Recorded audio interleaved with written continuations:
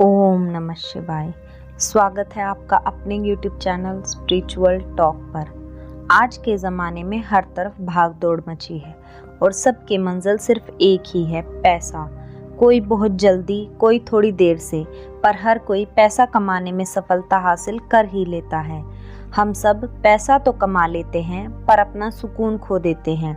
किसी ने बिल्कुल सही बात कही है, मनी कांट बाय हैप्पीनेस।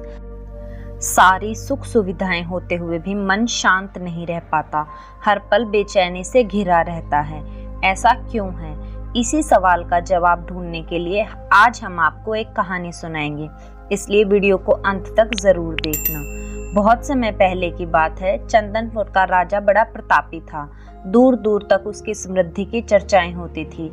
उसके महल में हर एक सुख सुविधा की वस्तु उपलब्ध थी, पर फिर भी अंदर से उसका मन अशांत रहता था। बहुत से विद्वानों से मिला, किसी से कोई हल प्राप्त नहीं हुआ, उसे शांति नहीं मिली।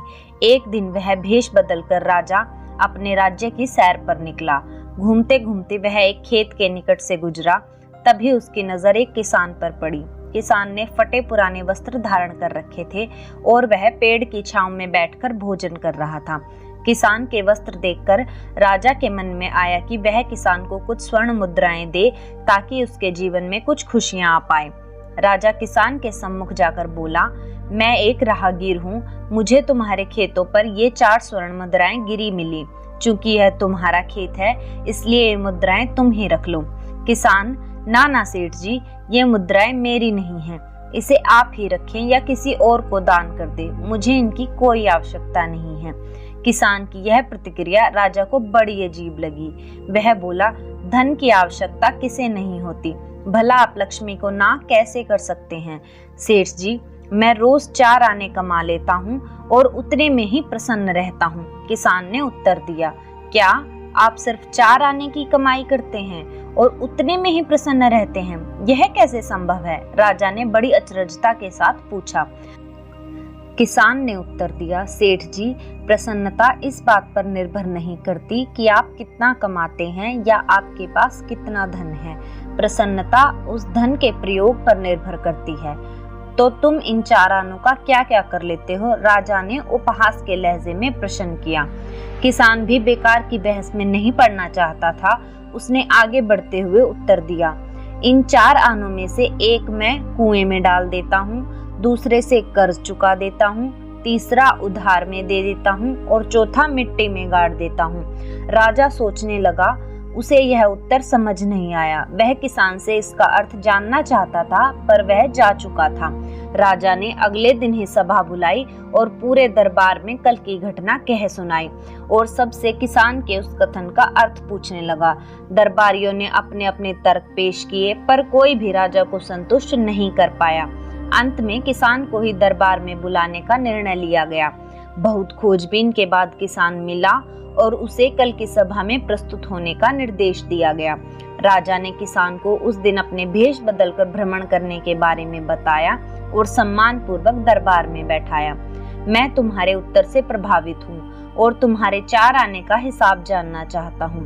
बताओ, तुम अपने कमाए 4 आने किस तरह खर्च करते हो जो तुम इतना प्रसन्न और संतुष्ट रह पाते हो? राजा ने प्रश्न किया।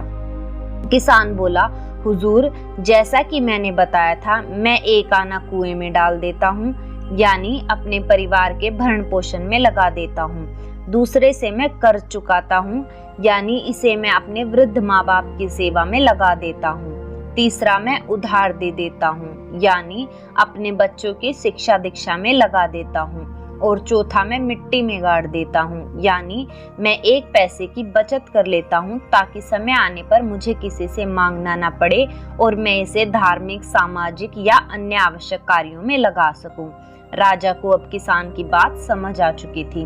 राजा की समस्या का समाधान भी हो चुका था। वह जान चुका था कि यदि उसे प्रसन्न एवं संतुष्ट रहना है तो उसे भी अपने अर्जित किए हुए धन का सही उपयोग करना होगा। देखा जाए तो पहले की अपेक्षा लोगों की आमदनी बढ़ी है, पर क्या उसी अनुपात में हमारी प्रसन्नता भी बढ़ी है? हम कितना पैसा कमाते हैं या हमारे पास कितना पैसा है, यह जरूरी नहीं है, पर जितना कमाते हैं उसका कैसे प्रयोग करते हैं यह जरूरी है।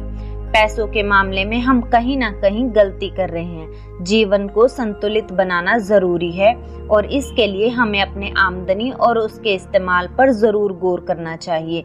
नहीं तो भले हम लाखों रुपए कमा लें पर फिर भी प्रसन्न व संतुष्ट नहीं रह पाएंगे। आपको वीडियो कैसी लगी कमेंट करके जरूर बताएं।